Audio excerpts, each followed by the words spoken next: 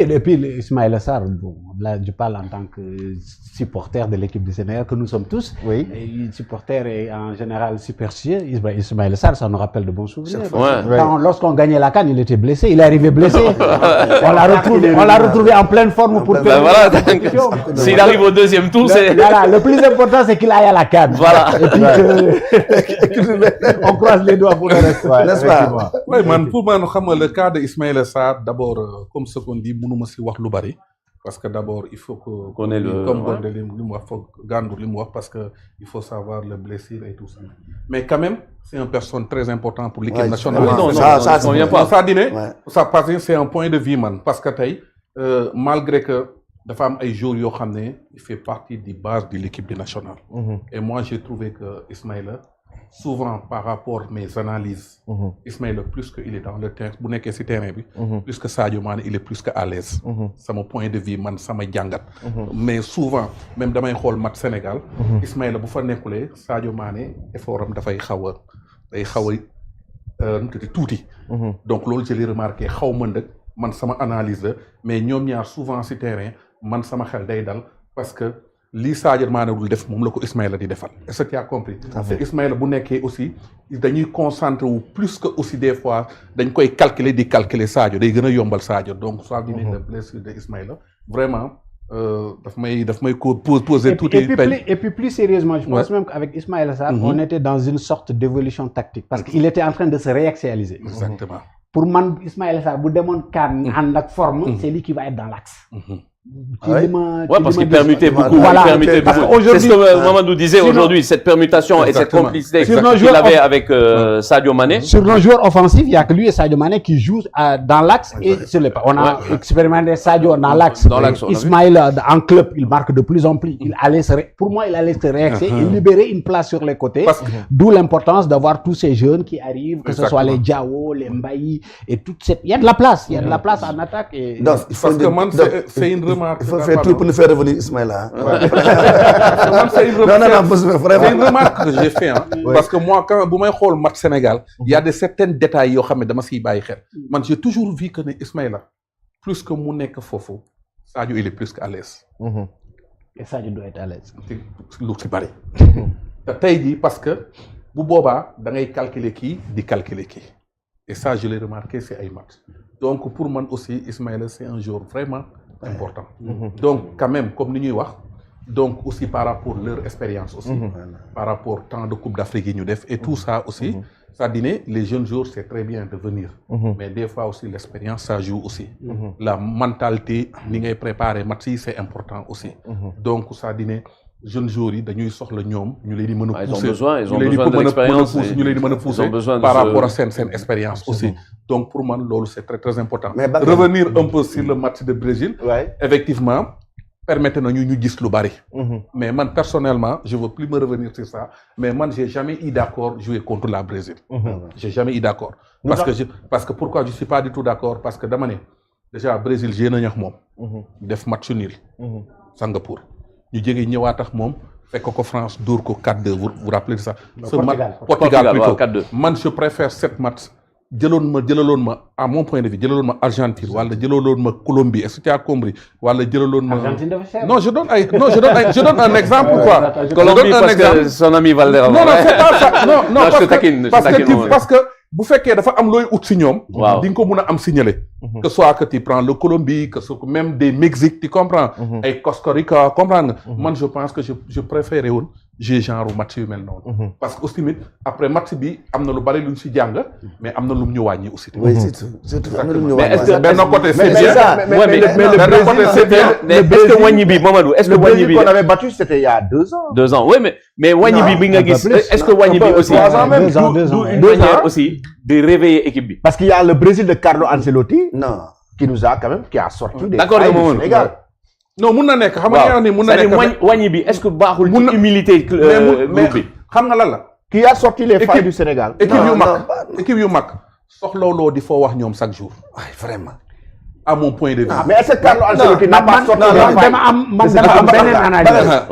man dama am beneen jàngat ci match Brésil bi Je me dis si les conditions étaient réunies, parce que nous pas oublier, le Sénégal a fait un bon match contre le Brésil. Non, on a fait un très bon match. On est très mal. Ouais, non, une bonne deuxième mi-temps.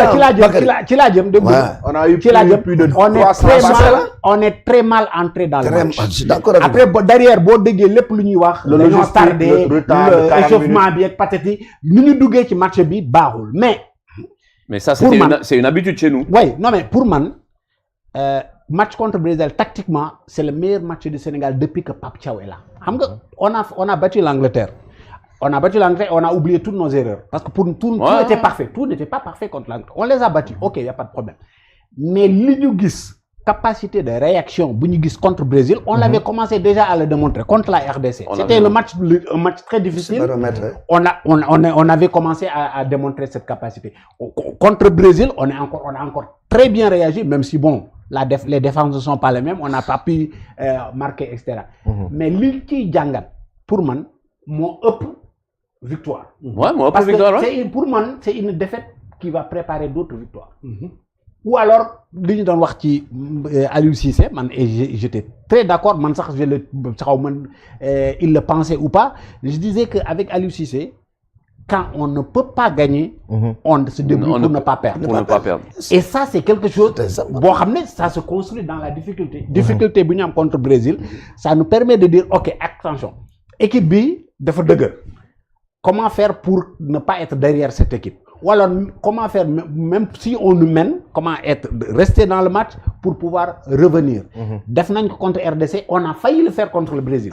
Match Brésil, si on nul, ça ne l'occasion de Iliman. Attention, mais on revient. Mais vous dites 4 billes premier temps aussi, gars, oui, mais non, le problème. Si on peut prendre 4 billes en premier temps. Je suis d'accord. Je suis d'accord avec Sebani, l'opportunité de prendre ce match-là. On cherche quoi?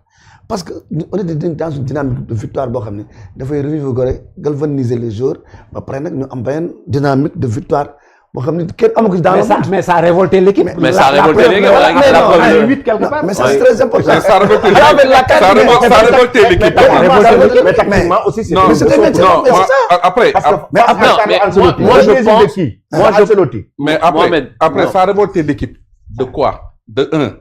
Après le match qu'on a joué, le dernier match qu'on a joué. Est-ce que ça nous a pas permis de revenir? Le dernier match qu'on a joué, amuñu dara luñ ci jàng.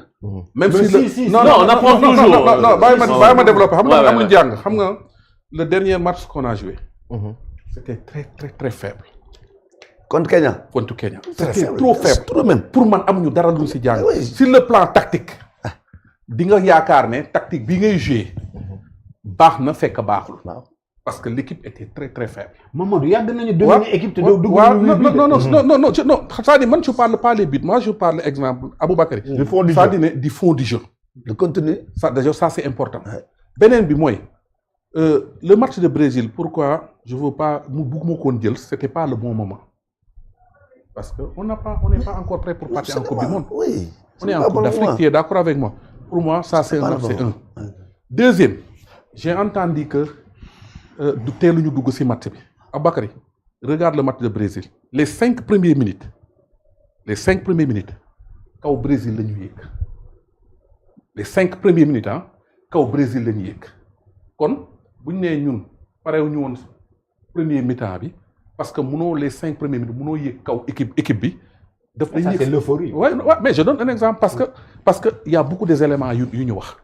Et on n'a pas bien préparé l'échauffement. Fi ñu nekkoon dafa sori tout ça je suis d'accord.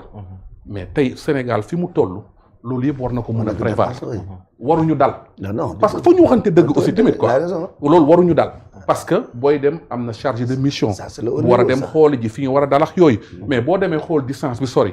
mais avant équipe bi ñëw waroon nga mën a négocier xool noo leen di indee ñu gën a jege. déjà ça c'est important.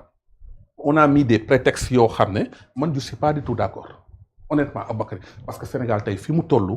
Mais est-ce que d'accord nga ne que loolu yëpp am na influence ci match bi. man d'accord ma ne am na influence.